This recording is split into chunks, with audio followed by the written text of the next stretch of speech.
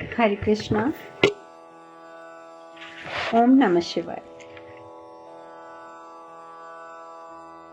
कल हम कथा में बात कर रहे थे कि ब्रह्मा जी और विष्णु जी महादेव को समझाने का प्रयत्न करते हैं कि वो पार्वती माता को स्वीकार करें,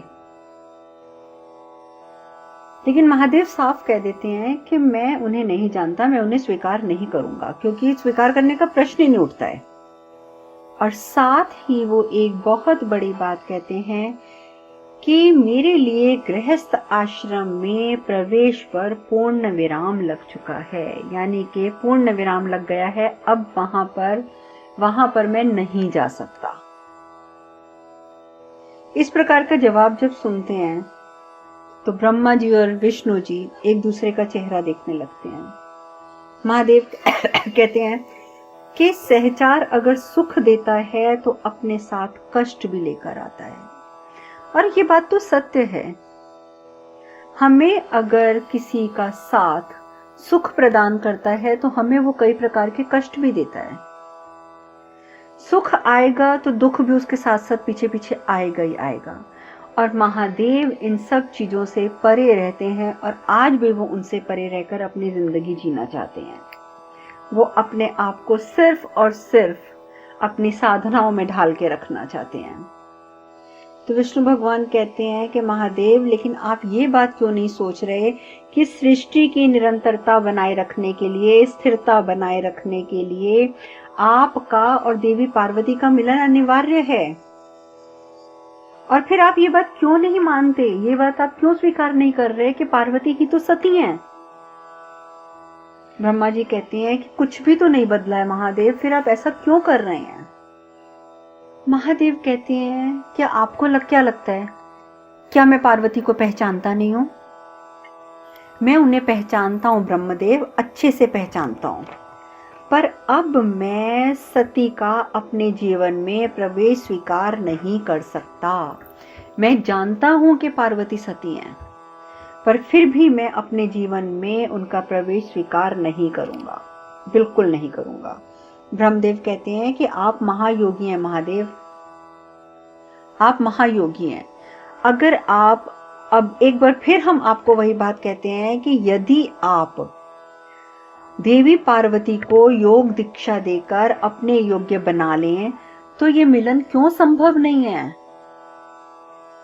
आप अपनी योग शक्ति से उन्हें योग दीक्षा दे सकते हैं, उन्हें अपने योग्य बना सकते हैं। फिर आपको क्यों लग रहा है कि ये संभव नहीं है, जबकि आपके संरक्षण में तो वो परिपक्व भी हो सकती हैं। पार्वती, देवी पार्वती में पहले ही काफी परिपक्वता आ चुकी है और आपके संरक्षण में वो और परिपक्व हो जाएंगी। फिर आप ऐसा क्यों नहीं स्वीकार कर लेते कि आप उन्हें योग दीक्षा देकर उन्हें अपने योग्य बना लें। महादेव कहते हैं मुझे किसी को कोई दीक्षा नहीं देनी है, किसी को कोई दीक्षा नहीं देनी है। मेरे सिद्धांत संन्यास पर आधारित हैं, मैं उसी का पालन कर रहा हूं और उसी का पालन करूंगा। और ये कहते हुए वो वहां से चले जाते हैं। नहीं सुनते, वो किसी की बात नहीं सुनते, वो तो चले जाते हैं। भगवान विष्णु कहते हैं ब्रह्मा जी को कि कदाचित हम ही थोड़े अधीर हो गए हैं, शायद हम में अब सहन शक्ति नहीं रही है ये सब कुछ सहन करने की। हमारी अधीरता इतनी बढ़ गई है कि हम ये भी नहीं समझ पा रहे कि महादेव की मनस्थिति अभी स्थिर नहीं है। अभी उनकी मनस्थिति जो है वो बिल्कुल भी स्थिर नहीं है। तो हमें कुछ समय के लिए इस बात के बारे में विचार करना छोड़कर शांत होकर बैठ जाना चाहिए। क्योंकि देखिए, पहले भी अभी हमने जल्दी करी, हमने कामदेव से बाण चलवा दिए, तो जो क्षण देवी पार्वती के लिए सुख से परिपूर्ण हो सकते थे अब असीम वेदना में परिवर्तित हो गए हैं। तो ये किसकी गलती से हुआ ब्रह्मदेव? हमारी गलती से, हमारी अधीरता से। तो अब हमें अपनी अधीरता को अपने काबू में रखना चाहिए। अब हमें ऐसा कोई कार्य नहीं करना चाहिए कि जिससे फिर महादेव या पार्वती, देवी पार्वती के मन में या उनके जीवन में कोई भी क्लेश आए। उधर मैनावती वो महाराज के पीछे पड़ी हुई है, महाराज आप बताते क्यों नहीं है, आप बताते क्यों नहीं है मेरी पुत्री कहाँ है, आप बताते क्यों नहीं है। हम तो कोसते हैं उस दिन को कि जब आप हमें ऋषि के आश्रम में छोड़कर और खुद युद्ध के लिए चले गए थे। कोसते हैं हम उस जीवन को, उस समय को कोसते हैं। ना हम उन ऋषियों के आश्रम में रहते, ना वो हमारी पुत्री को भ्रमित करते। महाराज आप समझ नहीं रहे हैं कि ऋषि दधीची ने ही हमारी पुत्री को शिव पूजा के लिए भ्रमित किया है और उन्होंने ही शिव की आराधना और शिव से विवाह के लिए उसे प्रेरित भी किया है। हमारी पुत्री का इसमें कोई दोष नहीं है। तो हिम नरेश कहते हैं कि वैनावती आप इतना ज्यादा क्यों सोचती हैं। हमारे इष्ट नारायण हैं, ठीक है, और हमारे इष्ट नारायण ने भी शिव को महादेव के रूप में स्वीकार किया है ना, महादेव के रूप में स्वीकार। नारायण भी उन्हें महादेव कहते हैं ना। तो मैनावती कहती है तो कहते हैं तो कहते होंगे, किंतु वो हमारी पार्वती के पति बनने के योग्य नहीं हैं, बिल्कुल भी नहीं है। आप हमें सिर्फ इतना बता दीजिए कि पार्वती कहाँ है, आपने उसे कहां भेजा है। अवश्य ही वो शिव की पूजा के लिए कहीं ना कहीं गई होगी।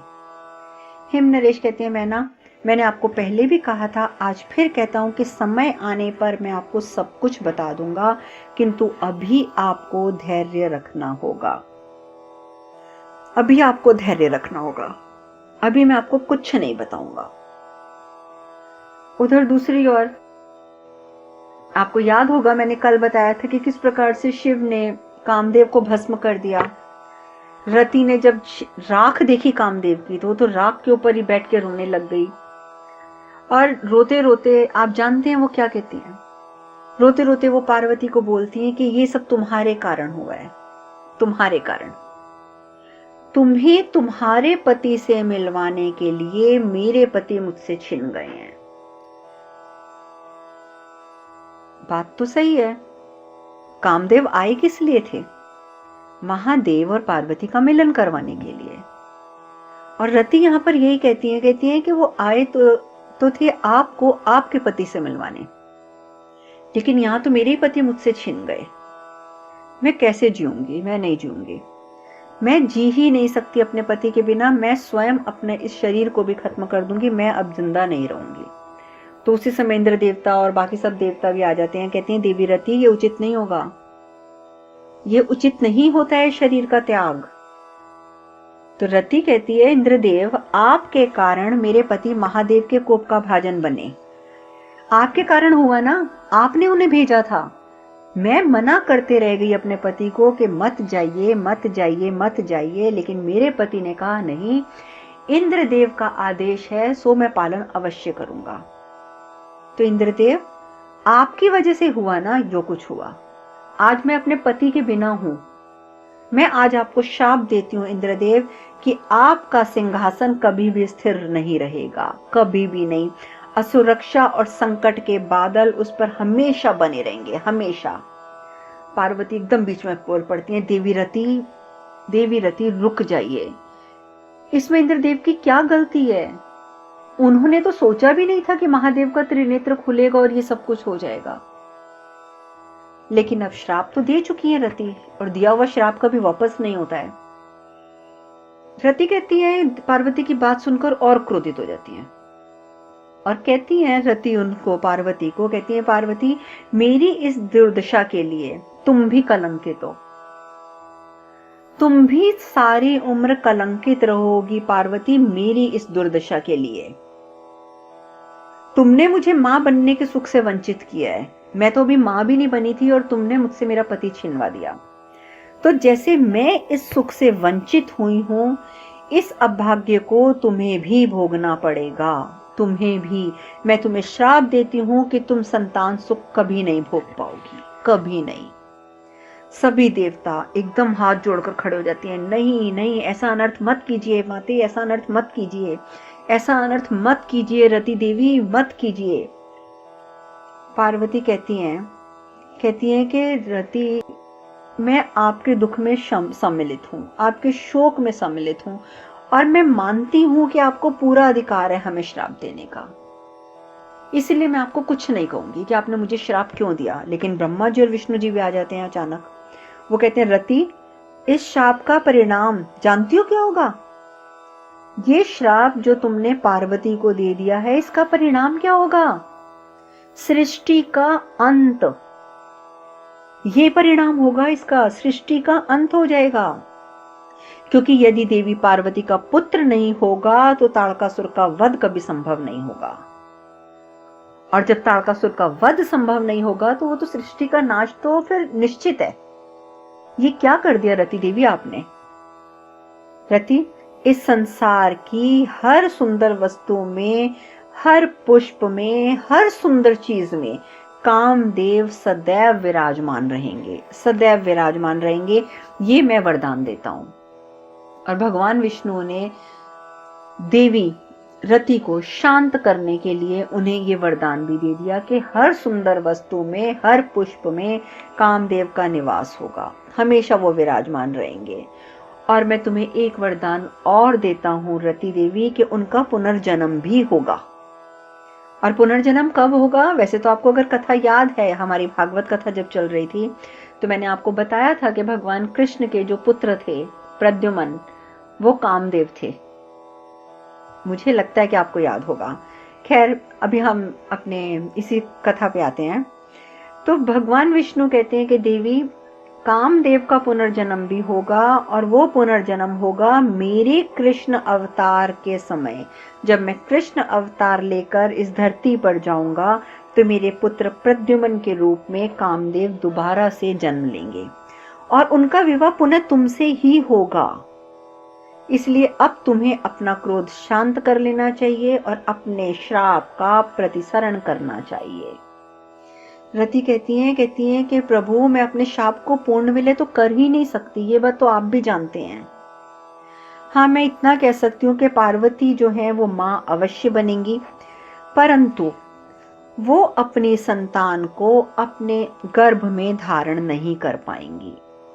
वो अपने संतान को अपने गर्भ में धारण नहीं करेंगी, पर वो माँ अवश्य बनेंगी।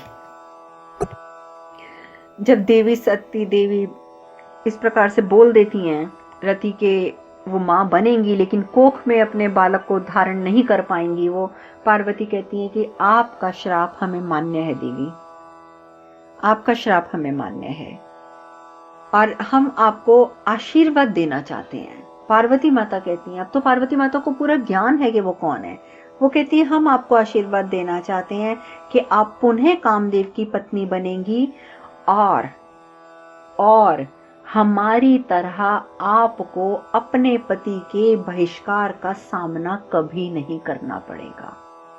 सोचिए कि माता पार्वती के हृदय में कितनी जबरदस्त टीस उठ रही है इस समय, कि किस प्रकार महादेव उनका बहिष्कार करके, उनका तिरस्कार करके चले गए हैं।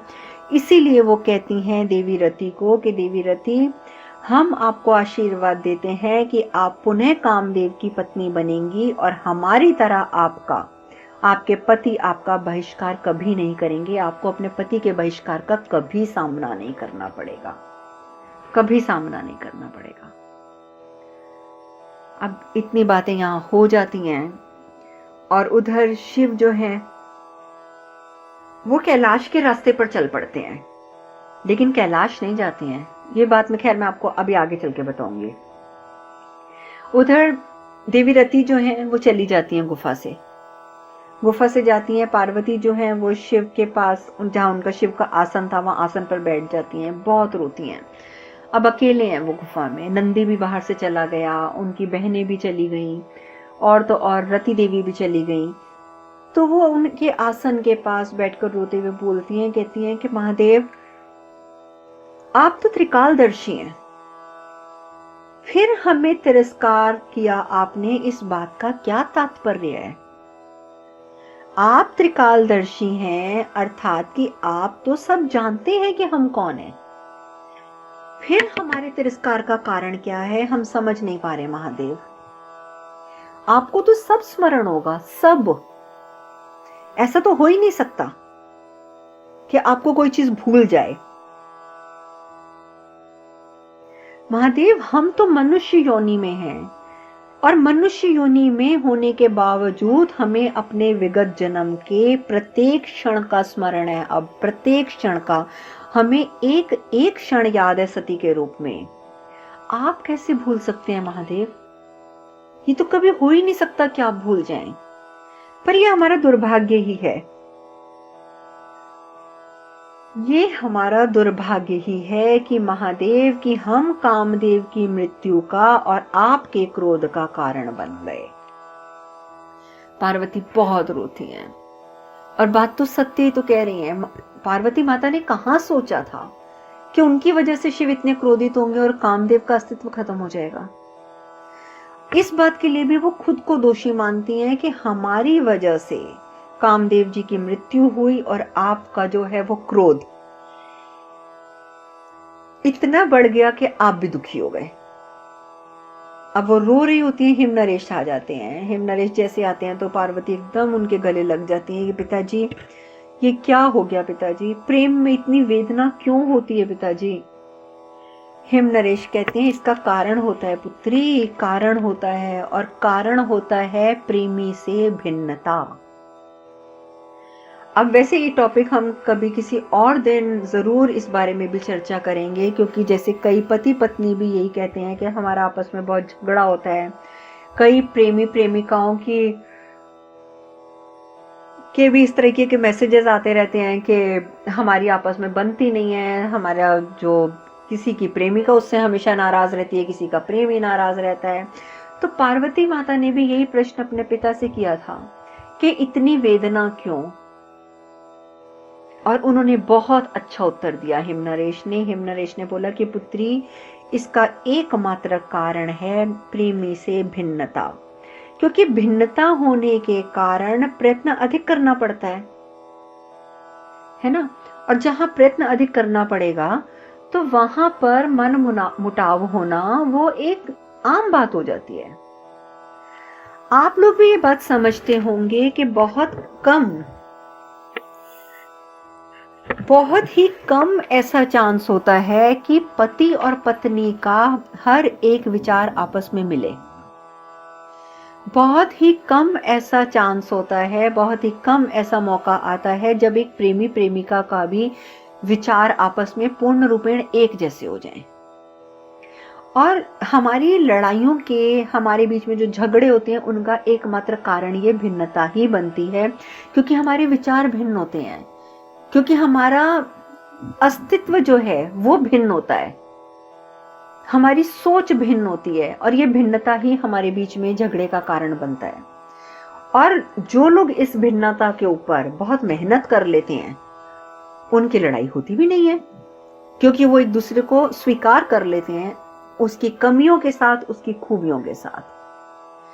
तो हिमनरेश यहाँ पर यही समझाते हैं माता पार्वती को कि भिन्नता सबसे बड़ा कारण होता है। भिन्नता के कारण हमें प्रयत्न अधिक करने पड़ते हैं, और अधिक प्रयत्नों के कारण मनमुटाव होना जरूरी हो जाता है, जरूरी क्या हो ही जाता है। और संभवतः पार्वती यही कारण है कि तुम्हारी माँ ने तुम्हारे और महादेव के विवाह की स्वीकृति नहीं दी, और ना ही वो कभी देगी। अब तुम्हें ये बात समझ आएगी, तुम में और महादेव में बहुत भिन्नता है, बहुत भिन्नता। और तुम्हारी माँ एक स्त्री होने के नाते ये बात अच्छी तरह समझती है, भली भांति समझती है कि जहां पर भिन्नता बहुत अधिकता में होती है, वहां पर कभी भी जो शादी होती है वो सुखमय नहीं होती है। और यही कारण है कि तुम्हारी माता जो है वो महादेव से तुम्हारा विवाह स्वीकार नहीं करेंगी। हम महादेव के प्रेम को समझ सकते हैं, लेकिन तुम्हारी मां उस प्रेम को भी नहीं समझेगी, क्योंकि तुम्हारी मां का पहला ध्यान जो जाएगा वो जाएगा भगवान शिव के रहन सहन पर, उनकी वेशभूषा पर, और वो देख भी चुकी हैं। और यही कारण है कि उन्होंने इस भिन्नता को देखने के बाद अपने आप को पूरी तरीके से पका लिया, पूरी तरीके से तैयार कर लिया कि नहीं नहीं नहीं, महादेव पार्वती के लायक नहीं है, उसके योग्य नहीं है, नहीं है उसके योग्य। पार्वती कहती है पिताजी आपकी हर बात सही है, लेकिन हमें अपने आप से ग्लानि हो रही है और हम ये ग्लानि और नहीं सह सकते। हम महादेव से प्रेम करते हैं पिताजी, और हम ही ने उन्हें इतना दुखी कर दिया। हम ही उन्हें प्रेम करते हैं और हम ही ने उन्हें इतनी तकलीफ दे दी। आप जानते हैं पिताजी, ये चीज हमें भी तकलीफ दे रही है। हिम नरेश ये सारी बातें अपनी पुत्री की सुन रहे हैं, लेकिन वो आगे उन्हें क्या समझाते हैं ये चर्चा अब हम कल करेंगे। आज हम कथा में यही विश्राम लेते हैं। हरे कृष्ण कृष्ण कृष्ण हरे हरे, हरे राम राम राम हरे हरे। आप सब खुश रहें, सुखी रहें, स्वस्थ रहें। हरे कृष्णा। ओम नमः शिवाय, ओम नमः शिवाय, ओम नमः शिवाय। शिवोहम शिवोहम शिवोहम।